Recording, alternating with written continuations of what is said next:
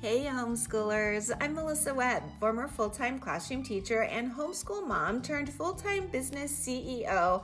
I am determined and dedicated to helping you in this journey that you're on.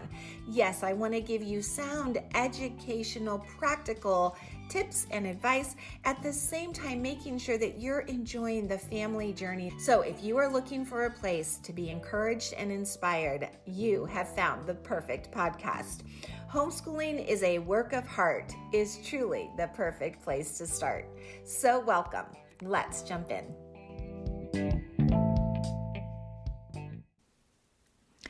Hey there, homeschoolers. How are you, my friend? Let's see. The school year for me is quickly winding down, and I have to say, our students rocked their narratives. That was their last essay assignment, and they were asked to develop an entertaining, heroic fantasy with a dragon villain who awakened after this long slumber and then begins to terrorize a village. That's what they were given. Same prompt for all of our kiddos. But so many different twists and turns were developed. It was an amazing prompt. Feel free to use it. So some students decided to have their dragons come from the sea, and then they developed these intense underwater adventures. They were so good. Others used humor, which I'm a big fan of. And one girl in particular put her dragon in polka dotted pajamas, eating pancakes with strawberries and whipped cream, which delighted me. And then others decided to explain that their dragon was simply misunderstood and needed help, not harm. It was amazing. It is so thrilling to watch the minds of children today come up with these clever, creative storylines, and they wholeheartedly entertained us. My whole team loved them. They were so good. So now we are moving into our final bonus unit. This is going to be a poetry course, and we're going to learn all about silly limericks. It's going to be a fun way to wrap up the year. So I'm looking forward to that. You know me, I love writing. I love words. I think words are so intriguing. They're very interesting to me. There's a word for everything, and there's a story behind every word. And I find that fascinating, absolutely fascinating. And that was part of what inspired this week's recording, because I have been wanting to record a short talk on etymology. And why not? This just seems like a really good time to talk about words and their roots and their origins and their many parts. I'm glad you're here. Let's talk about etymology. Etymology, if it's not a word that you're super familiar with, I'm going to make it very easy for you. It's simply the study of word origins, where words come from and how they've changed over time. But it also includes Greek and Latin roots, prefixes, suffixes, and how those things can transform the meanings. So what's coming to mind is the word telephone. That is a word that comes from the Greek root tele, meaning far, and also phone, meaning sound. So you put that together, it's far sound. So this is great, right? It gives this understanding, oh, telephone is a far sound. I don't know if you're already taking time to do a word a week and study that word in depth, but it is my goal this week to convince you to embrace this idea if you are not. And I will say this, with summer coming, this could be a perfect time to practice with it. Start with something light and engaging. Create an etymology journal, which I'll get into more detail a little later on, but it's just a thought. I'm planting a seed, and I just want you to consider letting me water it and fertilize it a little bit with this episode, and then you decide how to apply it in your homeschooling world. Okay, so I want to first talk about why it even matters, and I have a lot of opinions on this. I wrote down my top 4 reasons why deep word study matters, etymology matters. You may have more, but I was like, okay, let me just narrow this down because I could honestly talk a great deal about it. But these are the 4 that I think mean the most. Number 1, you want to do this. You want to study words because it will deepen vocabulary understanding. So when students learn why a word means what it means, I believe it connects all of us to those words that we will be using.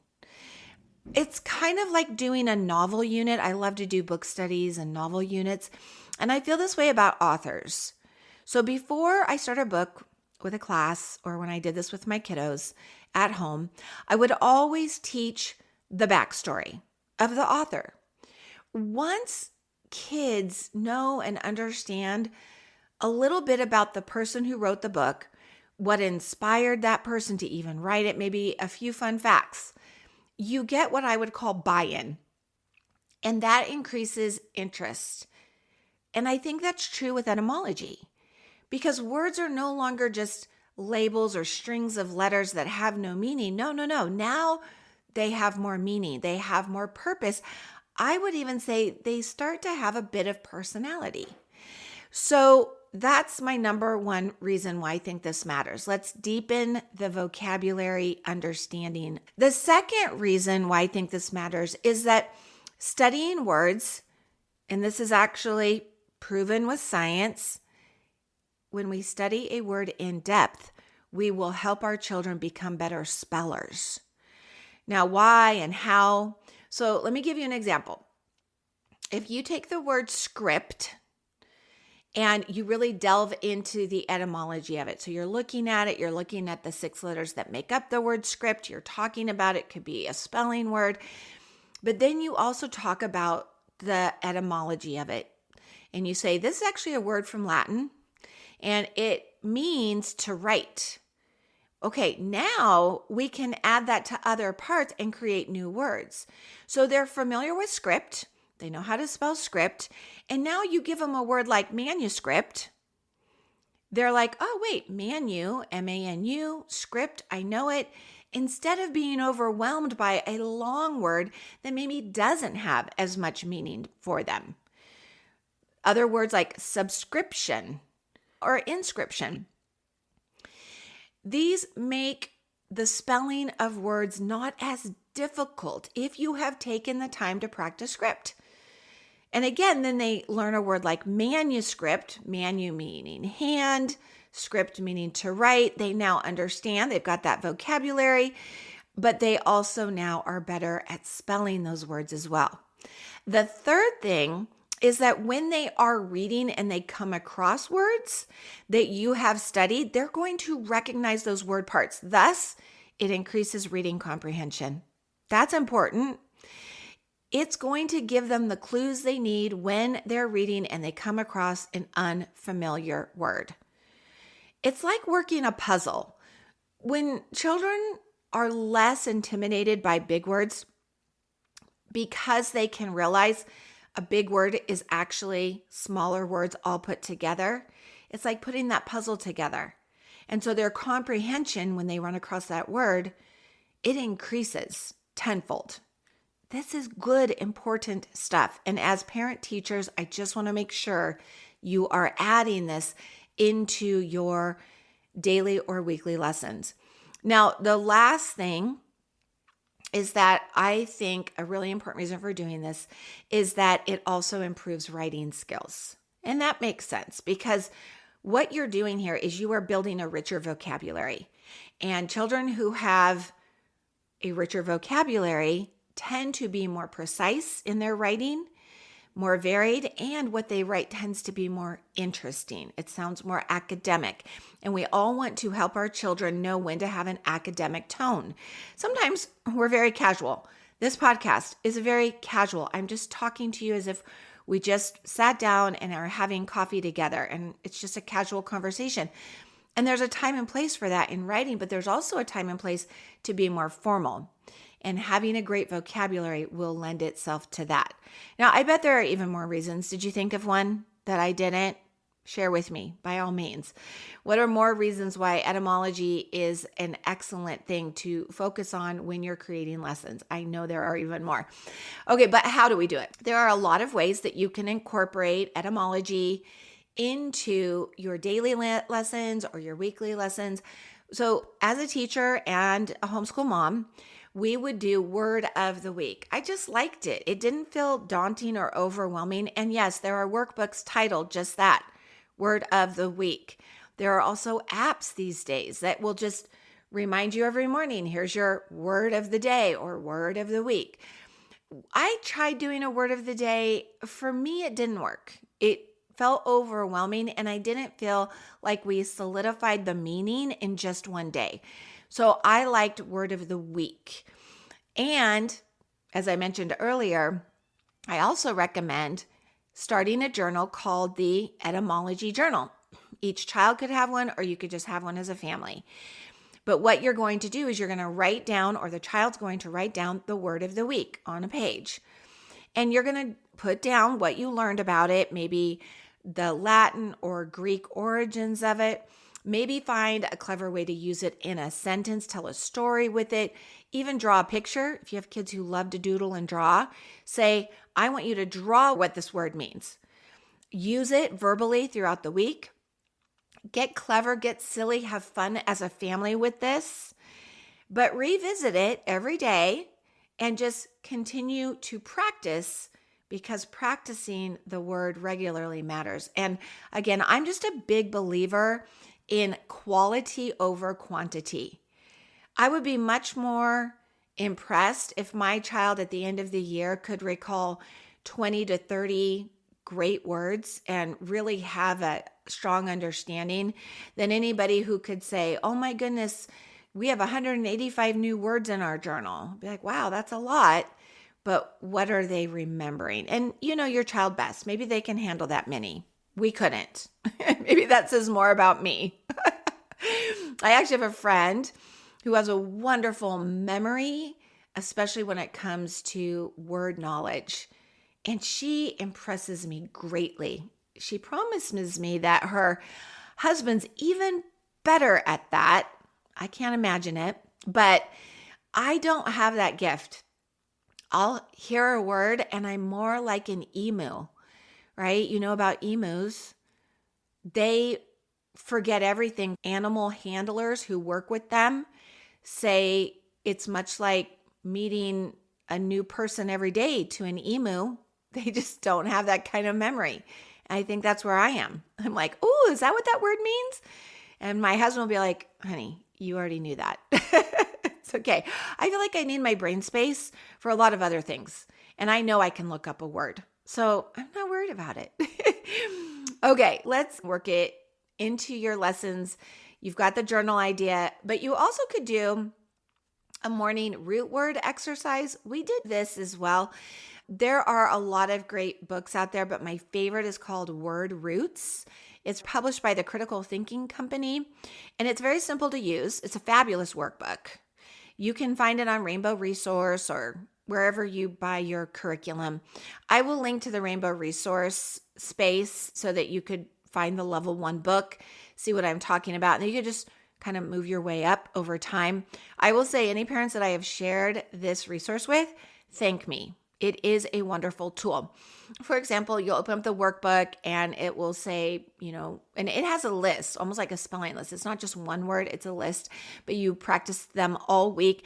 And they have a lot of connections because the root, say the root this week is bio, meaning life, then you're going to have words around that like biology, biography, antibiotic, and they're going to see bio in all of those. It's kind of a fun thing to do, right? If you know bio is life and logy has to do with the study of, biology is the study of life. If you've got biography, bio is life, and graphy is written or writing, then we've got biography is the writing of someone's life. Or antibiotic, anti meaning against, bio life. That would actually be a great conversation to have with your child, because your kiddos would be like, wait, an antibiotic? You've given me antibiotics. Is it against my life? No, it's actually not against your life. What it's against are those tiny little germs, the bacteria, the microbes that make us sick. And you can explain how when a doctor gives us antibiotics, they are giving us medicine that's going to go against the life of the bad germs that are growing. It's going to kill those off. Great conversations come from this. And then all of a sudden, there's just a deeper understanding. So that would be the second suggestion. So you've got a journal idea, do a morning root word exercise, and maybe it's just once a week. Maybe you just do it on Wednesday mornings. Great. It's fine. I just had this thought. I'm imagining you create a word detective game as a family of sorts. And everybody's looking for the mystery word of the week. They could find it maybe in the science book, the history book. It could come from a fictional book that they are reading or that you're reading together. And every week, your kids could jot down like, oh, I want this to be next week's mystery word of the week. You get to pick it. That next week, that becomes the mystery word of the week. And again, you could add that into that journal. But I just think it'd be great. I could just picture you're reading your history book and you pause at the word democracy and you say, ooh, let's look at that word, democracy. Demos is people and kratos is to rule. So democracy comes from people ruling. The people are the rulers, and then talk about how that is different from having a king or a queen who would rule. Democracy is letting the people rule the country.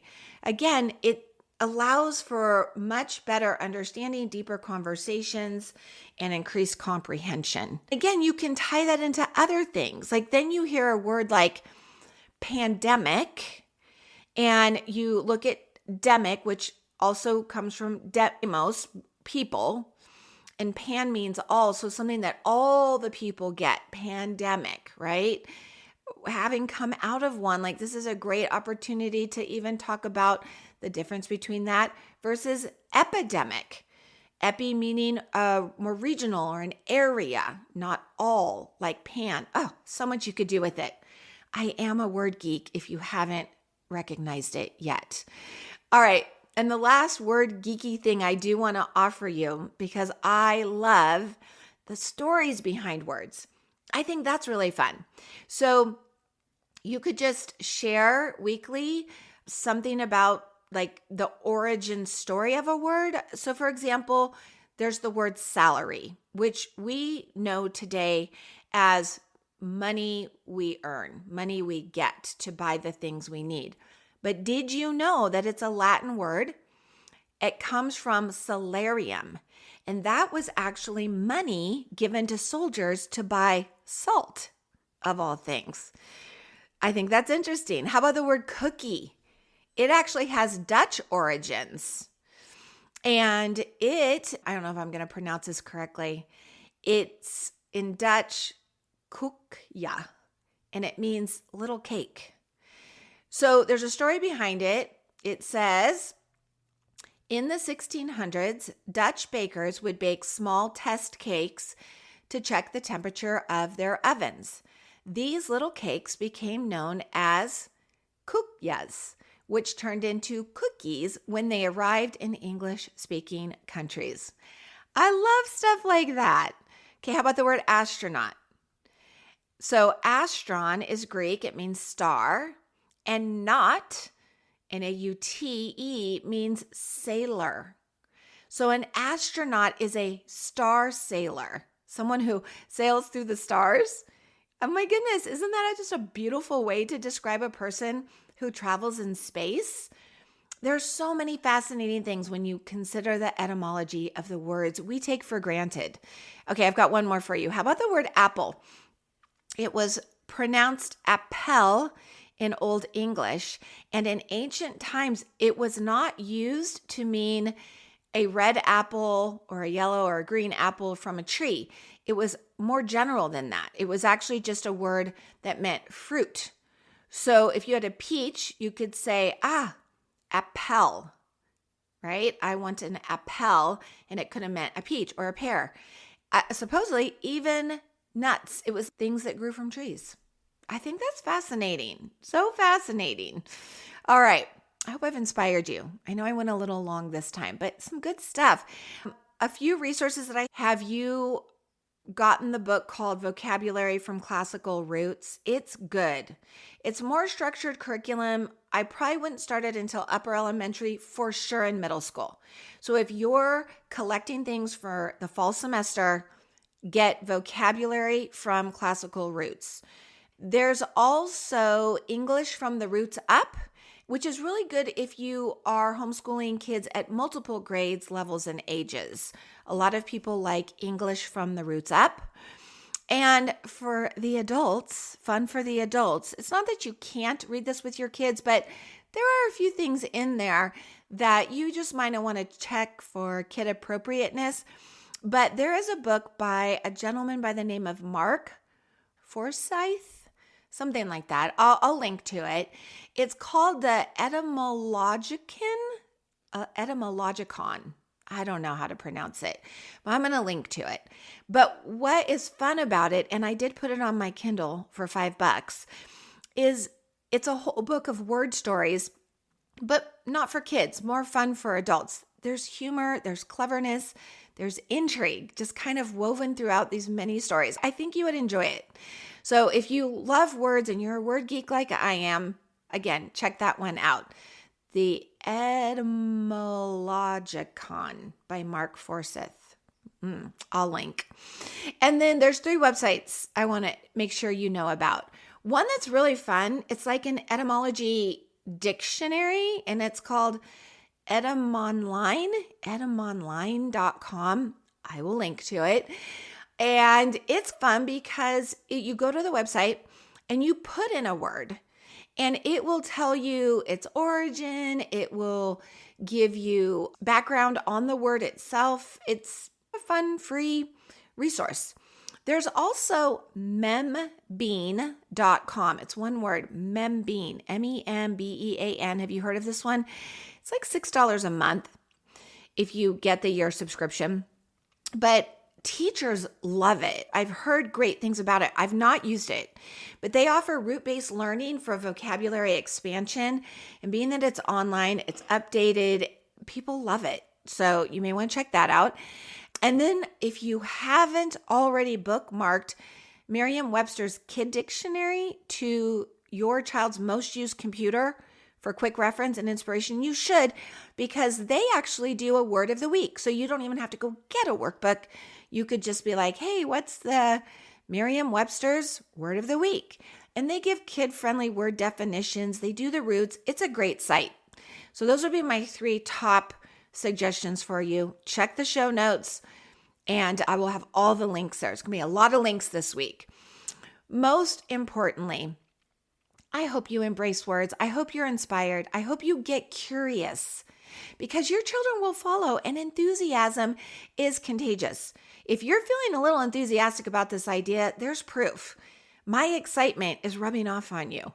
And I just want to remind you, you do not have to make it a separate subject. You can, but you can just weave it into what you're already doing. It doesn't have to be super structured. Are you feeling encouraged to help your kiddos grow confident in the handling of word knowledge and advanced text, and even expanding their expression? And not just verbally, this, like I said, is going to flow into their written expression. It's so great. I love what Charlotte Mason has said. This is a great quote. The mind feeds on ideas. So word origins are rich ideas, my friends. We want to expose our kids to the great things in life. And a lot of those great things center around beautiful language and wonderful words. So learn on, study on, and by all means, write on.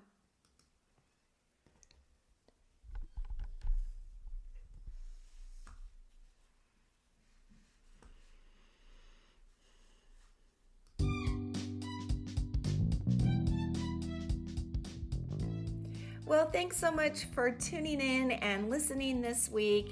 Hey, if this was something that you found valuable, don't forget you want to subscribe or follow so that every time a new episode is dropped, you'll be the first to know.